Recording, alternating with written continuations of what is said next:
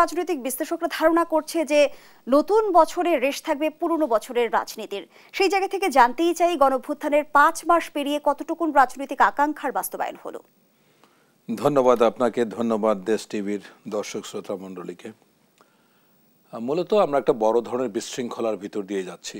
যদিও এই আন্দোলন বিপ্লবের মাধ্যমে পতিত সরকার ক্ষমতা ছেড়েছে, তো তারপর থেকে আপনি খেয়াল করুন যে আসলে একটার পর একটা ঘটনা এমনভাবে ঘটছে যে এটা এত বেশি অপ্রত্যাশিত এবং অভাবনীয় ঘটনা ঘটছে, যার উপরে মনে হচ্ছে যে রাষ্ট্র নিয়ন্ত্রণ নেই, যারা আন্দোলন করেছে তাদেরও নিয়ন্ত্রণ নেই, এবং সবশেষে সর্বসাকুল্যে ভোগান্তি যাচ্ছে সাধারণ মানুষের, জনমানুষের ভোগান্তি। এখন দেখুন, প্রত্যেকটা বিপ্লবের প্রতি বিপ্লব হয়, অনেকগুলি প্রতি বিপ্লব হতেই পারে। তো সেখানে আমরা দেখলাম যে কোনো সময় আনসারের মাধ্যমে, কোনো সময় অটো রিক্সার মাধ্যমে, কোনো সময় পুলিশ সদস্য, পুলিশের যে বরখাস্তকৃত ক্যাডেটদের মাধ্যমে। আজকে দেখলাম যে যারা কি বলে অটো চালায় তারাও চাচ্ছে রাজধানী শহরে, মানে যার যেখানে খুশি সেখানে তারা দাবি দাওয়া তুলে বায়না ঘরে পরিণত হয়েছে। মানে ঢাকা এখন বায়নার শহর হয়ে গেছে আর কি। এবং এখানে অন্তর্বর্তীকালীন সরকারের কাছে মোটা দাগে যে জন আকাঙ্ক্ষা, যে জনপ্রত্যাশা ছিল, সেখানে দুই তিনটা জিনিসের দিকে যদি আমরা খেয়াল করি, আসলে এগুলি প্রত্যাশা পূরণ হয়নি।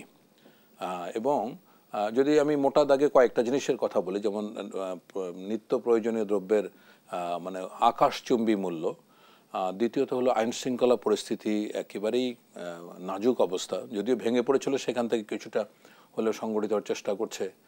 তারপর অর্থনীতি, জাতীয় অর্থনীতির অবস্থা খুব একটা ভালো আমরা দেখতে পাচ্ছি না। হ্যাঁ, কিছু কিছু বিষয়ে বাইরের থেকে টাকা আসা, রেমিটেন্স প্রবাহ, এটা কিন্তু হয়েছে, ভালো হয়েছে। রেমিটেন্স প্রবাহের একটা খুব গুরুত্বপূর্ণ বিষয় বাংলাদেশে। যখনই দেশের আইন শৃঙ্খলা পরিস্থিতি বা প্রাকৃতিক দুর্যোগ হয়, তখন কিন্তু রেমিটেন্স প্রবাহটা খুব বেশি হয়। কারণ বাংলাদেশের টাকা যারা বিদেশ থেকে পাঠান, তারা কোনো পেশাদার কোনো মানুষ পাঠান না, একেবারেই যারা নিরেট, যারা খেটে খাওয়া মানুষ, শ্রমিক, তারাই কিন্তু টাকা পাঠান। সুতরাং ওই টাকায় তাদের জন্ম থেকে মৃত্যু পর্যন্ত যত সামাজিক কর্মকাণ্ড, অর্থনৈতিক কর্মকাণ্ড সব ওইটা দিয়েই চালিত হয়, পরিচালিত হয়।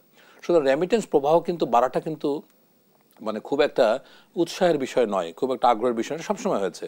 কিন্তু অন্যান্য যে বিষয়টা অত্যন্ত আতঙ্কের, সেটা হচ্ছে আইন শৃঙ্খলা পরিস্থিতি। এই আইন শৃঙ্খলা পরিস্থিতি এখন দিনে দিনে, এখন পর্যন্ত আমরা একাধিকবার বিভিন্ন টকশোতে বলেছি যে এই মিথ্যা মামলা, হয়রানিমূলক মামলা, এগুলি কিন্তু মানে এগুলির রেশ বা এগুলির যে ভোগান্তি, এটা কিন্তু এখনও চলছে।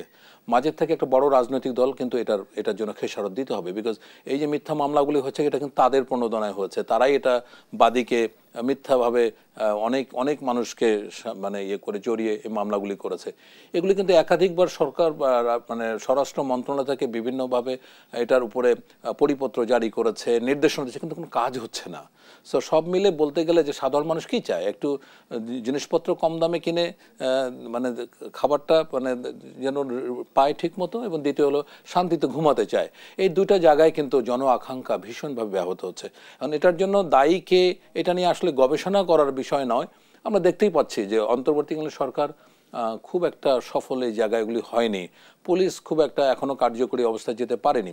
পুলিশ যদি কার্যকরী অবস্থায় যেতে না পারে, সেখানে বিকল্প ছিল, অনেকগুলি বিকল্প ছিল। এই বিকল্পগুলোও কেন জানি গভর্নমেন্ট গুরুত্বের সাথে বিবেচনা করছে না। সশস্ত্র বাহিনীকে ম্যাজিস্ট্রিয়াল পাওয়ার দিয়ে মানে মোতায়েন করা হয়েছে, কিন্তু সেখানে সশস্ত্র বাহিনীকে বহুমাত্রিক যে ব্যবহার হতে পারতো, সেটাও হচ্ছে না। তো সব মিলে আমি মনে করি এটা বড় ধরনের বিশৃঙ্খলার ভিতর দিয়ে দেশ যাচ্ছে। এটা যতক্ষণ পর্যন্ত একটা নির্বাচন না হবে, যতক্ষণ পর্যন্ত একটা সরকার না আসবে, এবং ওই সরকার আসলেও যে বড় স্বস্তি ফিরে আসবে, তেমন আমি দেখছি না। আপনি যারা বলছেন যে আসলে এই বিপ্লবের যে রেশ, 24-এর রেশ 25-এ এসে পৌঁছেছে, তারপরে নির্বাচিত সরকার আসলে আমি মনে করি না যে খুব ভালো কিছু সামনে অপেক্ষা করছে। মানে এরকম মানে লক্ষণ আমি অনুভব করছি না বা আমি দেখতে পাচ্ছি না।